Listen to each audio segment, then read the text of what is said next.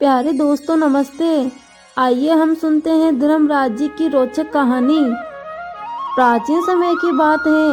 किसी गांव में एक बुढ़िया माई रहा करती थी। वो नित नियम से भगवान के व्रत करा करती थी।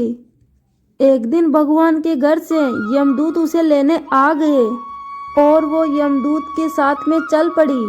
चलते चलते गहरी नदी आई तो यमदूत बोले कि माई तूने कभी गोदान किया है या नहीं।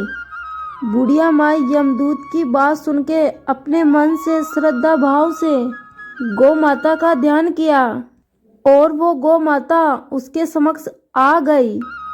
बुढ़िया माई उस गाय की पूंछ पकड़ के नदी पार कर गई। फिर यमदूतों के साथ आगे बढ़ी तो फिर काले कुत्ते आ गए। यमदूत बोले माई कभी कुत्तों को दान किया था। यमदूतों की बात सुनकर बुढ़िया माई ने फिर से अपने मन में कुत्तों का ध्यान किया तो वो कुत्ते हट गए। अब बुढ़िया फिर से आगे बढ़ी। चलते चलते एक कौवे ने बुढ़िया माई के सिर में चोंच मारना चालू कर दिया। यमदूत बोले माई ब्राह्मण की बेटी के सिर में कभी तेल लगाया था। बुढ़िया माई ने ब्राह्मण की बेटी का ध्यान किया तो कौवे ने चोंच मारना बंद कर दिया। फिर कुछ आगे बढ़े तो बुढ़िया के सिर में कांटे चुभने लगे। यमदूत फिर बोले माई किसी को खटौ दान किया था। बुढ़िया ने ध्यान किया तो खटौ उसके पैरों में आ गए और बुढ़िया फिर आगे बढ़ी। जब यमलोक लेके गए तो चित्रगुप्त जी महाराज बोले हे धर्मराज जी महाराज, इस बुढ़िया ने दान पुण्य बहुत किया है, लेकिन आपकी कोई कहानी सुनी ना ही कोई आपके नाम का दान पुण्य किया, तो मैं इनके लिए परम धाम का दरवाजा कैसे खोल दूं। सारी बात सुनने के बाद बुढ़िया माई बोली हे भगवान, आप मुझे 7 दिन के लिए धरती लोक पर वापस भेज दीजिए। मैं धरती लोक पे जाके धर्मराज जी महाराज का व्रत रखूंगी, उद्यापन करूंगी और फिर वापस आ जाऊंगी। बुढ़िया माई की बात सुन के धर्मराज जी बुढ़िया माई को वापस धरती पे पटक देते हैं और बुढ़िया माई के गांव आने पर सभी लोग बुढ़िया माई को भूतनी समझकर अपना अपना दरवाजा बंद कर लेते हैं।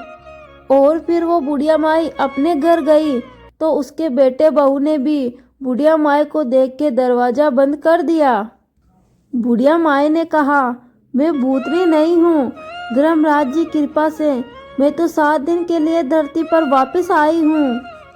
इन दिनों में मैं धर्मराज जी का व्रत करूँगी और उद्यापन करके मैं वापस धर्मराज जी के पास चली जाऊंगी। बुढ़िया की यह बात सुनकर उनके बेटे और बहू ने घर का दरवाजा खोल दिया और बुढ़िया माई के लिए पूजा सामग्री का इंतजाम किया। लेकिन जब बुढ़िया माई कहानी कहती तब वो उखार नहीं भरते थे और फिर इसे बुढ़िया माई अपनी पड़ोसन को कहानी सुनाती और उससे उखार भरवाती। 7 दिन की पूजा उद्यापन के बाद धर्मराज जी बुढ़िया के लिए विमान भेजते हैं। स्वर्ग का विमान देखकर उसके बेटा बहू के साथ सारे गांव वाले जाने के लिए तैयार हो जाते हैं। बुढ़िया माई ने कहा तुम जाने के लिए कहाँ तैयार हो रहे हो, मेरी कहानी तो पड़ोसन ने सुनी थी, इसलिए वो ही मेरे साथ जाएगी। सारे गांव वाले बुढ़िया माई से धर्मराज जी की कहानी सुनाने के लिए आग्रह करते हैं और फिर बुढ़िया माई सभी लोगों को धर्मराज जी की कहानी सुनाती हैं और फिर सभी लोग कहानी सुनने के बाद स्वर्ग के विमान में बैठकर सभी लोग स्वर्ग लोक चले जाते हैं। धर्मराज जी कहते हैं मैंने तो केवल विमान बुढ़िया माई को लेने के लिए भेजा था। बुढ़िया माई कहती हैं हे धर्मराज जी महाराज, मैंने जो पुण्य किया उसका आधा भाग गांव वालों को दे दीजिए।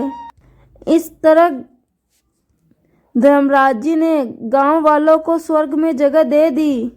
हे धर्मराज जी महाराज, जैसे आपने बुढ़िया और बुढ़िया के सभी ग्रामवासियों को स्वर्ग में जगह दी, वैसे ही इस कहानी को सुनने वाले, कहने वाले और हुक्कार भरने वाले को स्वर्ग में जगह देना। प्रेम से बोलिए धर्मराज जी महाराज की जय हो।